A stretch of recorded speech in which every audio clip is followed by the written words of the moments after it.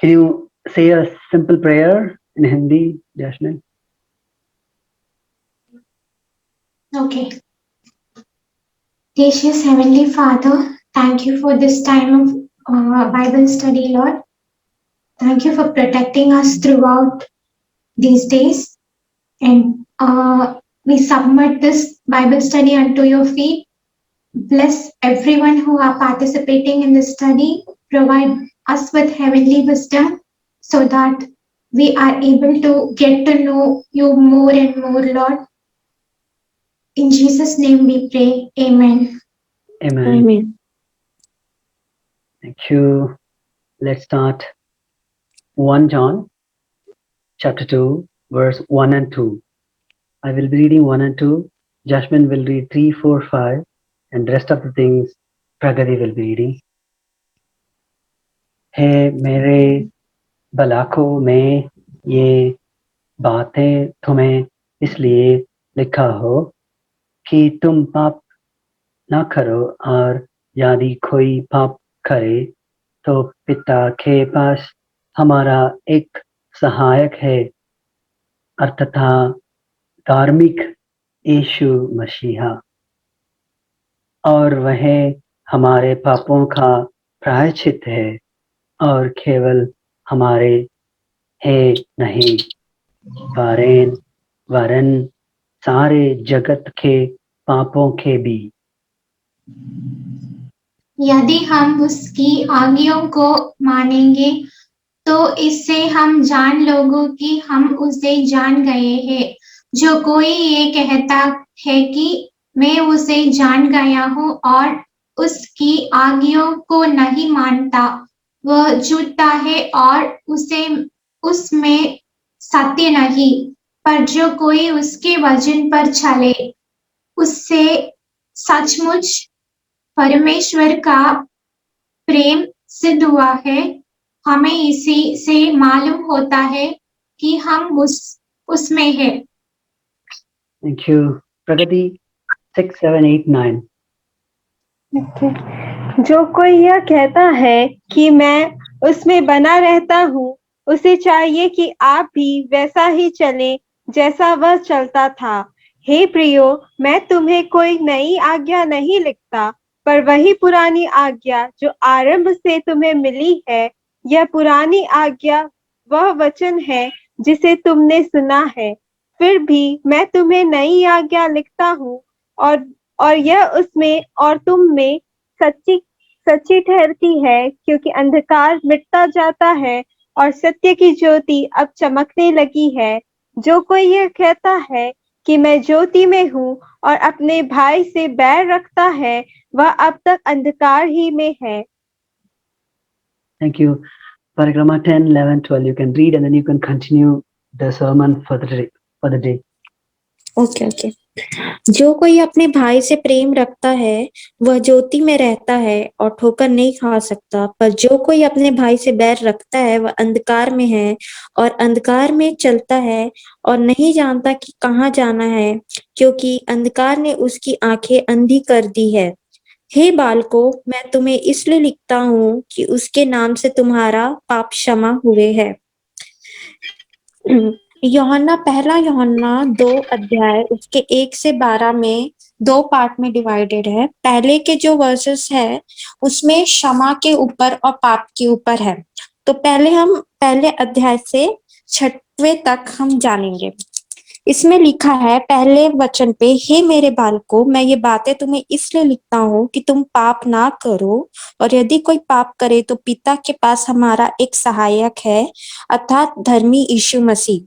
इसमें यूहन्ना ने एक रिक्वेस्ट किया है सबों से कि हम पाप ना करें। हम आज भी संसार में पाप में ही घिरे हुए हैं। पर हमारा पिता हमारे पापों के लिए क्रूस पे चढ़ाया गया हमारे पापों की वजह से, और वो इतना दयालु पिता परमेश्वर है कि हम कुछ भी छोटी से छोटी गलती करते हैं तो वो हमारे पापों को क्षमा करता है।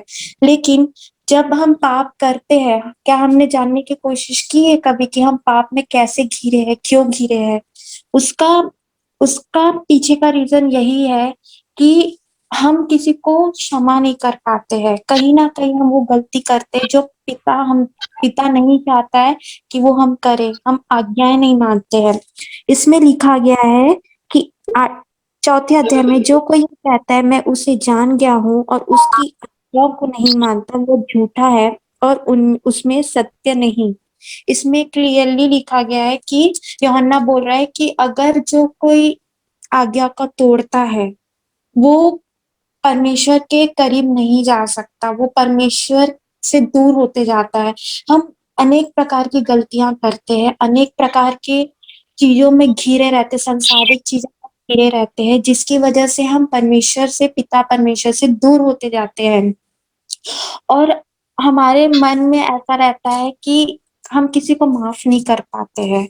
जैसे कि हमारे संसारिक चीजों में देखा जाए तो हमारे साथ हमारे पड़ोसी ने या कोई नेबर ने हमसे कुछ कह दिया या कुछ आर्ग्यू करा, तो हम क्या करते हैं, हम वो चीज लेके बैठ जाते हैं, उनको क्षमा नहीं कर पाते और हम प्रार्थना में करते हैं कि पिता हमने क्षमा किया।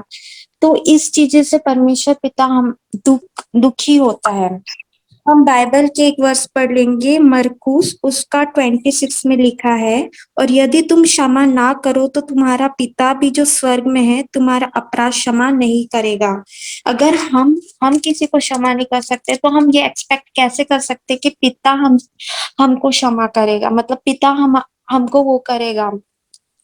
तो जब तक हम किसी को क्षमा नहीं कर देते तो हमारा पिता भी हमसे खुश नहीं रहेगा। परमेश्वर ने, पिता ने प्रार्थना, विनती की प्रार्थना दी गई है कि उनमें भी क्षमा वर्ड यूज किया गया है। एक वचन और हम देख लेंगे जो कि पाया जाता है मत्ती रचित सुसमाचार उसका 21 अध्याय, जिसमें पतरस ने पूछा है कि हम कितने बार, 7 बार क्षमा करें, कितने बार क्षमा करें। तो उसका उत्तर पिता ने दिया है। तब पतरस ने पास आकर उससे कहा, हे प्रभु, यदि मेरा भाई अपराध करता रहे तो मैं कितने बार उसे क्षमा करूं, क्या 7 बार तक? यीशु ने उससे कहा, मैं तुझसे यह नहीं कहता कि 7 बार तक, वरन 7 बार के 70 गुना तक। इस बाइबल के वचन को हमको सीरियसली लेना है कि जब हम किसी को क्षमा करते हैं तो हमको ये नहीं सोचना है कि उसने एक बार गलती की, हमने क्षमा किया, दूसरी बार कितनी क्षमा किया, हमको काउंट नहीं करना है। हमारा पिता हमारे गुनाहों को कभी काउंट नहीं करता है। हमको ये चीज ध्यान देना है कि हमको 7 से 70 गुना से भी ऊपर हमको क्षमा करना है, तभी हम परमेश्वर के करीब आ पाएंगे, उसके वचनों की गहराई में जा सकेंगे। और जो परमेश्वर पिता ने हमको आज्ञा दी गई है, आज्ञा दी जैसे झूठ नहीं बोलना, वैसी ही अनेक आज्ञाओं को हमको मानना है, तभी हम पिता के करीब आ पाएंगे। उसका दूसरा पाठ हम देख लेंगे यूहन्ना का। उसमें लिखा है कि प्रेम, हमको प्रेम करना है अपने भाइयों से, अपने नेबर से, अपने करीबी दोस्त से। हम कहते हैं कि हमने ज्योति पा ली, हम अंधकार में नहीं है, लेकिन हम जब तक किसी को, किसी से प्रेम नहीं रखेंगे जैसा हमारे पिता ने किया है हमसे, अगर हम प्रेम नहीं रखेंगे तो हम ज्योति तक कैसे पहुंचेंगे? जब तक हम प्रेम नहीं रखते किसी से तो हम अंधकार की जिंदगी ही जी रहे हैं, हम आगे नहीं बढ़ सकते। पहला यूहन्ना उसके दूसरे अध्याय में लिखा गया है कि जो 9th वर्सेस, जो कोई यह कहता है कि मैं ज्योति में हूँ और अपने भाई से बैर रखता है, वह अब तक अंधकार ही में है। जब तक हम किसी से प्यार नहीं करेंगे, बैर रखेंगे अपने भाइयों से, अपने दोस्तों से, अपनी करीबियों से, तो हम अंधकार की जिंदगी जी रहे हैं, हम ज्योति तक नहीं पहुंच पा रहे और ना हम परमेश्वर के करीब आ पा रहे हैं। तो ऐसे ऐसे ऐसे चीजों, ऐसी सिचुएशन में हम परमेश्वर से दूर होते जाते हैं और कहीं ना कहीं दूर होने के बाद हम पाप में घिर जाते हैं। पाप में घिरने के बाद हम अनेक प्रकार की वो गलतियां करते हैं, अनेक प्रकार की आज्ञाएं तोड़ते हैं जो परमेश्वर नहीं चाहता कि हम वो करें। यूहन्ना के पहले यूहन्ना में इसी सब कारणों की वजह से यूहन्ना ने रिक्वेस्ट किया है कि हे मेरे बालकों, मैं ये बातें तुम्हें इसलिए लिखता हूँ कि तुम पाप ना करो। और हम प्रार्थना करते हैं, प्रार्थना में हम क्या करते हैं कि पिता, हम हमें क्षमा कर दीजिए, जब पिता हमें क्षमा करता है तो हमारी रिस्पॉन्सिबिलिटी कि हम भी दूसरों को क्षमा करें। इस पूरे वचन में मैंने यही सीखा है कि आप कितनी भी छोटी, कोई कितना भी गुनाह क्यों ना कर ले, कोई कितना भी गलती क्यों ना कर ले, लेकिन हमको क्षमा करना है। जब यीशु क्रूस पर चढ़ाया गया था, वहां पे डाकू ने भी उससे क्षमा मांगा। पिता ने क्रूस चढ़ने के टाइम भी उस डाकू को क्षमा किया। तो हमारा भी ये कर्तव्य है कि हम भी दूसरों को क्षमा करें, जैसा कि पिता ने हमको क्षमा किया है। प्रगति, आप आगे कुछ कंक्लूड करना चाहेंगे इस पे?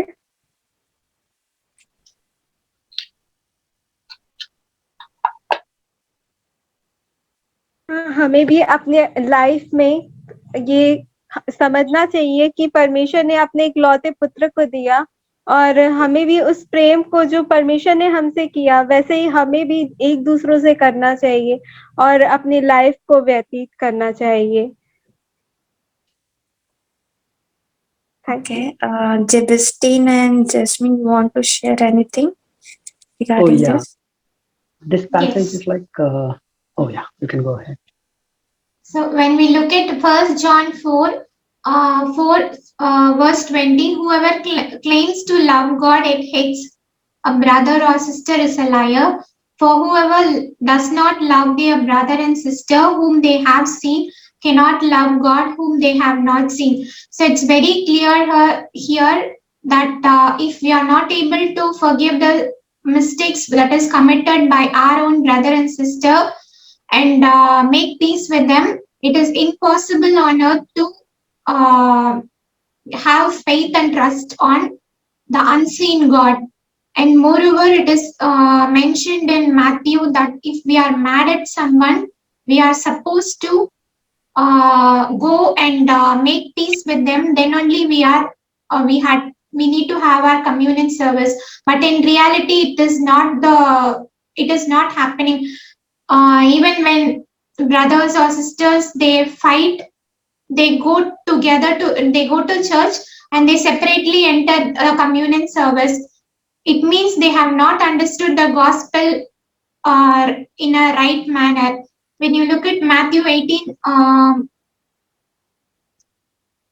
Matthew 5:23-24, it is written, therefore, if you are offering your gift at the altar and there remember that your brother has something against you, leave your gift there in front of the altar. First go and be reconciled to your brother, then come and offer. So when you're offering the gift in the altar without getting reconciled with your brother, it is not acceptable to God.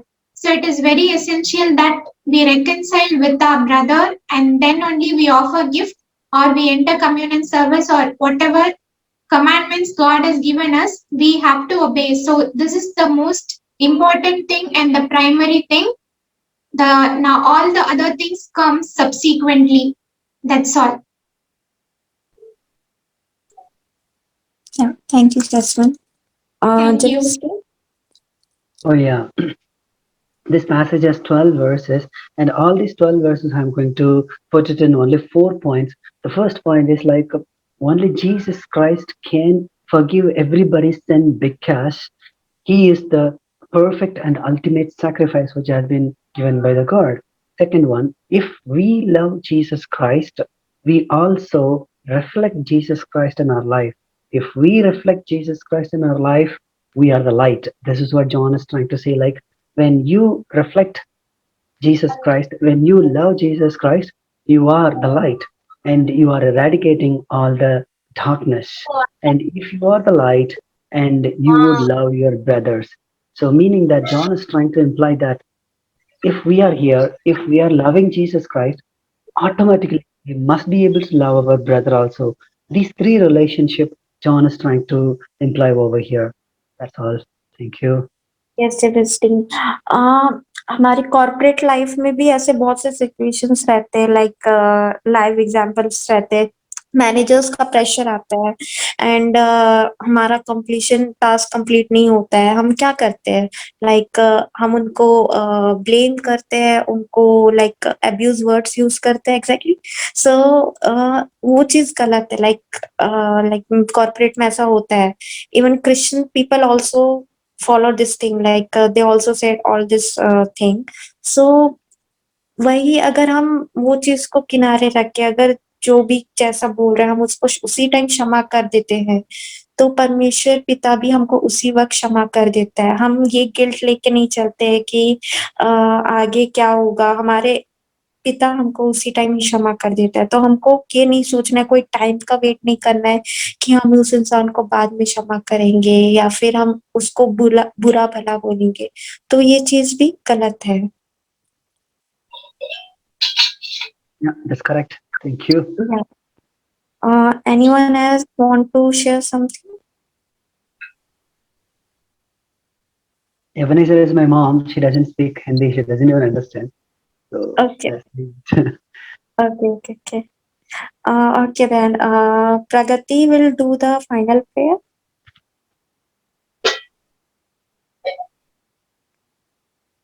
Pragati, are you there? Yeah. Okay. Okay, let us pray.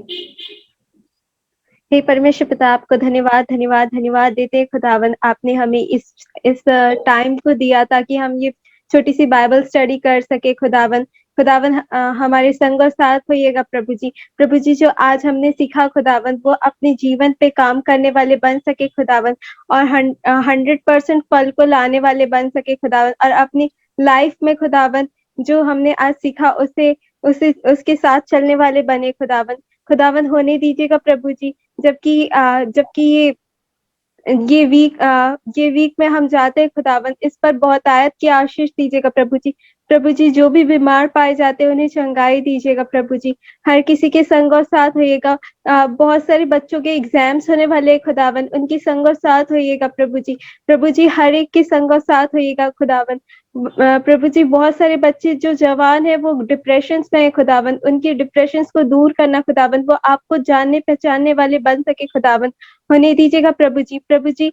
आज के इस दिन को आपके हाथों में रखती हूँ खुदावन ये पूरे हफ्ते को ब्लेस कीजिएगा प्रभु जी जब आने वाले समयों में बच्चों के एग्जाम से खुदावन उस पर भी बहुत आयत की आशीष दीजिएगा प्रभु जी। हर एक को संभाल के रखिएगा प्रभु जी हर एक चीजों को ब्लेस करते खुदावन। इस छोटी सी विनती को यीशु मसीह के मधुर और मीठे नाम से मांग लेते, संदेह से ग्रहण कीजिए, आमीन। Amen. Thank you, Parikrama. Thank you, everyone. We'll see it on next Sunday.